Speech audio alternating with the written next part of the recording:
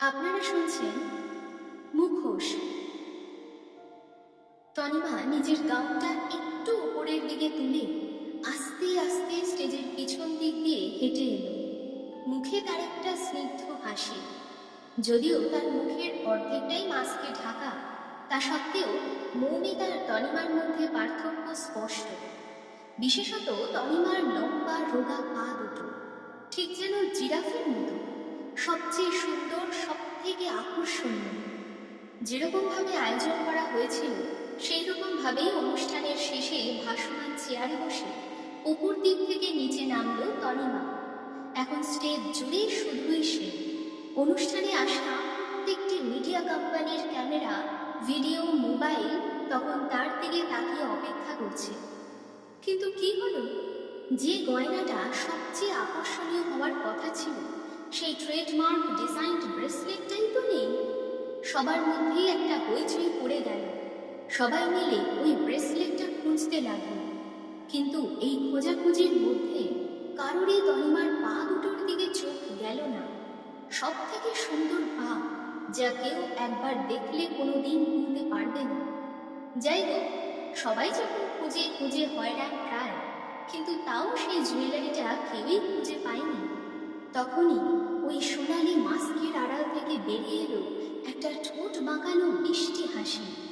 তনিমা নিজের হাত দুটো উপরের দিকে তুলল, তারপর সেটা মাথার পিছন দিক দিয়ে নিয়ে গেল, যেন দাঁড়িয়ে দাঁড়িয়ে সে সুন্দর একটা নাচের পোজ দিচ্ছে। এই অবস্থায় দাঁড়িয়ে সে তার বাঁ পা উপরে তুলল, যাতে ওখানকার সব অডিয়েন্স তার পাটা দেখতে পায়। অদ্ভুত, চমৎকার, এই ধরনের নানা রকমের কমপ্লিমেন্ট ভেসে এলো তার দিকে। উপস্থিত অডিয়েন্স তখন তার শরীরের সবচেয়ে সুন্দর অঙ্গের সৌন্দর্যে মাতোয়ারা। সবাই যেন মূর্তির মতো চমকে গিয়ে মুগ্ধ হয়ে তাকিয়ে থাকে তনিমার দিকে। তনিমা খুব সহজভাবেই নিজের পজিশন চেঞ্জ করল। আর সব থেকে বড় কথা হলো, প্রত্যেকটা সুন্দর পোজের সঙ্গে ওই ব্রেসলেটের ডিজাইন আর পজিশনও চেঞ্জ হতে থাকল, যার ফলে ক্রাউডটা সব দিক থেকে একটা লুক পেল। ওখানে উপস্থিত প্রত্যেকটি অডিয়েন্স হাততালিতে কেটে পড়ল। এইরকম সুন্দর আর আলাদা রকমের প্রমোশন এর আগে কখনো দেখেনি তারা।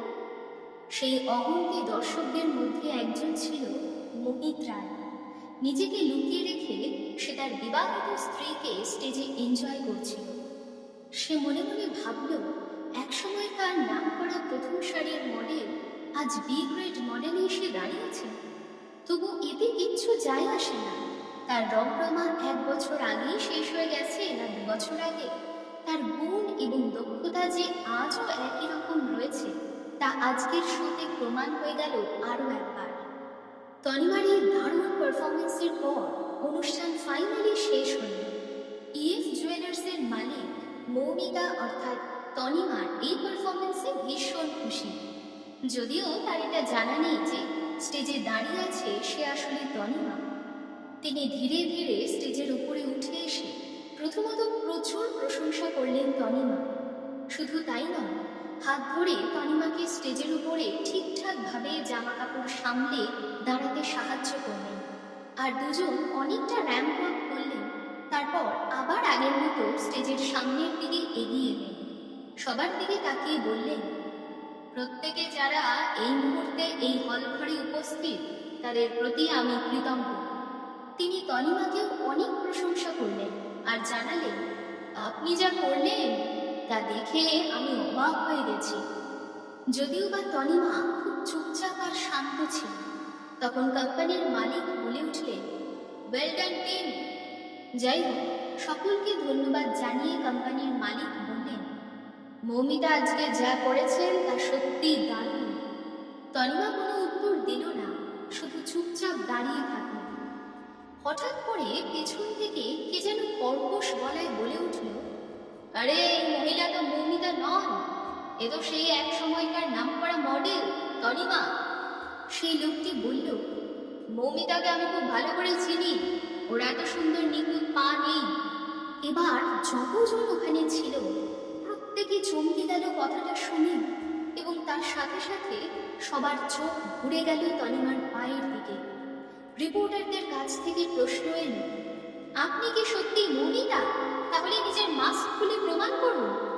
আর যদি আপনি মৌমিতা না হন, তাহলে নয়ন এন্টারটেইনমেন্টের বিরুদ্ধে আইনত মামলা করতে বাধ্য হব আমরা। এখানে উপস্থিত সকলের কৌতূহল বেড়ে গেল, আর তার সাথে বাড়তে লাগলো তাদের গলার আওয়াজ। জুয়েলারির ওনারও দাবি করলেন মাস্ক খোলার। জুয়েলারির ডিজাইনারও বলে উঠল, প্লিজ আপনার মুখের মাস্কটা খুলুন। একে আলো মৌমিতা? আর যদি মৌমিতা না হয়, তাহলে নয়ন এন্টারটেইনমেন্ট সংস্থার সাথে তাদের যাবতীয় ডিল এক্ষুনি ক্যান্সেল করে দেবেন তারা। একটু অকওয়ার্ড ফিল করল তনিমা, কিন্তু এখন তার পালাবার কোনো পথ নেই, কারণ তাকে ঘিরে রয়েছে অনেক লোক। একটু অসহায় বোধ করল সে। আস্তে আস্তে নিজের মুখ থেকে মাস্ক সরালো। সবাই যেন দম বন্ধ হয়ে ক্লাইম্যাক্সের জন্য ওয়েট করছে। কয়েক সেকেন্ডের মধ্যেই মাস্ক সরে যাওয়ায় তার মুখ সবার কাছে পরিষ্কার হয়ে গেল। সবাই বুঝতে পারল এই সেই এক সময়কার নাম জানা মডেল তনিমা। প্রত্যেকেই একসাথে বলে উঠল, আরে এ তো তনিমা। ব্ল্যাক লিস্টেড হয়ে যাওয়ার পর রিউমার ছড়িয়েছিল যে তনিমার যাবতীয় ট্যালেন্ট একেবারে নষ্ট হয়ে গেছে। সবাই ধরে নিয়েছিল যাদের কোনো যোগ্যতা নেই একটাও কন্ট্রাক্ট সাইন করা, তাদের থেকেও খারাপ হয়ে গেছে তনিমার অবস্থা।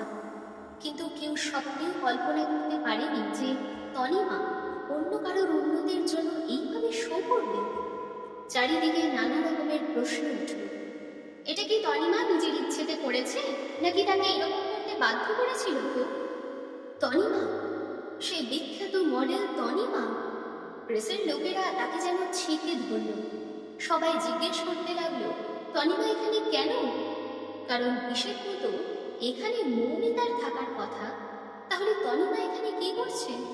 কেউ কেউ আবার ভাবলো 3 বছর আগে ব্যান হয়ে যাওয়ার পর হয়তো এই সুযোগকে কাজে লাগিয়ে এবার ইন্ডাস্ট্রিতে ফেরত আসার চেষ্টা করছে। কেউ কেউ আবার বলল, একসময়কার সব থেকে সুন্দরী এবং বিখ্যাত মডেল কি অন্য কোনো উঠতি মডেলের পপুলারিটি চুরি করতে চাইছে? মৌমিতা অসুস্থ, তাই সেই সুযোগকে কাজে লাগিয়ে কি এই পুরো ঘটনাটা প্ল্যান করেছিল তনিমা? এখানেই শেষ নয়, এছাড়াও নানা ধরনের ভালো খারাপ কথা তনিমার কানে আসতেই থাকে। প্রচণ্ড সমালোচনার মুখে পড়েছে, কিন্তু তবুও দাঁতে দাঁত চেপে সবটা সহ্য করে যায়, কারণ সে জানে শেষ হাসি সেই হাসতে চলেছে। কোনো কোনো সাংবাদিক তাকে অপমানজনক প্রশ্ন করতেও ছাড়েনি। যখন তনিমাকে প্রায় সব রিপোর্টাররা ঘিরে ফেলেছে, তখন বাধ্য হয়ে খানিকটা তনিমা গিভ আপ করে। জুয়েলারির ডিজাইনার এবার রেগে মেগে বললেন, আমি নয়ন এন্টারটেইনমেন্টের বিরুদ্ধে কোর্টে কেস করব, কারণ আমি চেয়েছিলাম সবচেয়ে ভালো মডেল মৌমিতাকে, আর তার বদলে আমাকে দেওয়া হয়েছে থার্ড গ্রেড মডেল তনিমাকে। আর শুধু তাই নয়, তারা তনিমাকেও বলল যে তোমাকেও আমরা কোর্টেই দেখে নেব, কিন্তু এই মুহূর্তে এখান থেকে বেরিয়ে যাও। আসলে তারা তনিমার সম্বন্ধে কোনো ইনফরমেশন জানত না, যদিও বা রিপোর্টারদের আওয়াজ যথেষ্ট ছিল, কিন্তু তার উপর আবার অডিয়েন্সের চিৎকারে যেন মনে হলো অডিটোরিয়ামের ছাদটাই যেন ফেটে পড়বে। আসলে তনিমা ওখানে দাঁড়িয়েছে অপমান, অবজ্ঞা আর অভিযোগগুলো শুনছিল, সহ্য করছিল। তা আসলে কোনো মডেল ডিজার্ভ করে না। প্রত্যেকেই যা নয় তাই বলে অপমান করে চলেছে তনিমাকে। কে যেন ভিড়ের মধ্যে থেকে বলে উঠল, তনিমা এখানে কেন দাঁড়িয়ে আছো? লজ্জা শরম বলে যদি কিছু থাকে তাহলে এক্ষুনি বেরিয়ে যাও। আসলে তনিমা মনে মনে এই পরিস্থিতির জন্য প্রস্তুত ছিল, কিন্তু তাও মনে মনে প্রস্তুতি থাকলেও চোখের সামনে সেটাকে ফেস করা অত সহজ নয়। যে ধরনের অপমান তাকে সহ্য করতে হচ্ছিল, তাতে তার খুব কষ্ট হচ্ছিল, কিন্তু এক বড় উদ্দেশ্য পূরণের জন্য তনিমা ঠিক করেই নিয়েছিল সে সব কিছু মেনে নেবে।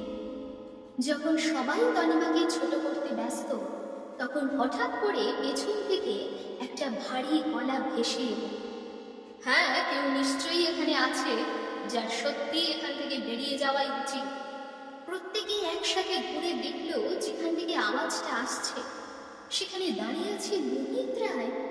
তার মতো একজন মানুষকে এই অনুষ্ঠানে দেখে সবাই একেবারে অবাক হয়ে গেল।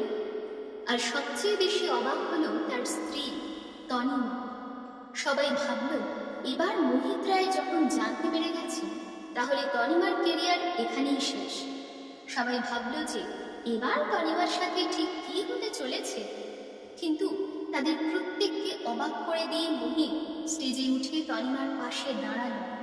তারপর সে নর্মালভাবে একবার তাকালো ডিজাইনারের দিকে আর বলল, যার এখান থেকে এই মুহূর্তে বেরিয়ে যাওয়া উচিত সেটা উনি নয়, আপনি। কারণ একজন মহিলার সাথে ভদ্রভাবে কথা বলার শিক্ষাটুকু দেখছি আপনার নেই। আমি চাইলে এই মুহূর্তে গোটা শহর থেকে আপনার সবকটা আউটলেট মুছে ফেলতে পারি। কেউ ভুলেও বুঝতে পারবে না আপনার মতো কোম্পানির কোনো আউটলেট এই শহরের বুকে কোনোদিন ছিল। তনিমার হঠাৎ করে যেন একটা অদ্ভুত ফিলিংস হলো। যে মানুষটাকে সে মাত্র 3 বার দেখেছে, কিন্তু সম্পর্কে সে তার স্বামী, সেই আজ সবার সামনে এসে এইভাবে ওর পাশে দাঁড়িয়েছে। গোটা ব্যাপারটা যেন বিশ্বাস করতে পারছে না তনিমা। এরকম মানুষ হওয়া সম্ভব? রিপোর্টাররা এবার খুব কিউরিয়াস হয়ে গেল, কি সম্পর্ক আছে তনিমার সাথে মোহিত রায় যে এইভাবে সকলের সামনে এসে তিনি তনিমার হয়ে কথা বলছেন। জুয়েলার্সের মালিক মোহিতের কথাটাকে ভালো মতো নেয়নি, কিন্তু মোহিতের বিরুদ্ধে কিছু করার বা বলার সাহস তার নেই। তাই সব দিক ভেবে চিনতে কিছুক্ষণ চুপ করে থাকাটাই ভালো ভেবে তিনি আর কোনো কথা বললেন না। খালি আস্তে গলায় বললেন, ক্ষমা করবেন মিস্টার মোহিত, আমি জানতাম না যে আপনি তনিমাকে চেনেন। মনে মনে ইচ্ছে না থাকলেও জোর করে সরি বললেন তিনি। মোহিত সঙ্গে সঙ্গে বলল, আপনি ভুল ভাবছেন, আমার সাথে এই মেয়েটির কোনো সম্পর্ক নেই, কিন্তু আমি কথাটা নিজে থেকেই বলছি। বলেই মোহিত ওখান থেকে বেরিয়ে যাওয়ার জন্য পা বাড়াল, কিন্তু যাওয়ার আগে অনেকবার ঘুরে সবার দিকে তাকিয়ে বলল, একটা কথা আমি আজ এখান থেকে বলে দিয়ে যাচ্ছি, এই তনিমা একদিন নাম করা মডেল তৈরি হবে, সেটা আমি আমার এক্সপিরিয়েন্স থেকে বুঝতে পারছি। আমার কথাটা মনে রাখবেন, সময় এলে নিজেরাই বুঝতে পারবেন যে আমি কিছু ভুল বলিনি। গল্পের পরবর্তী অংশ শোনার জন্য ठाकुर कहानी FM 9।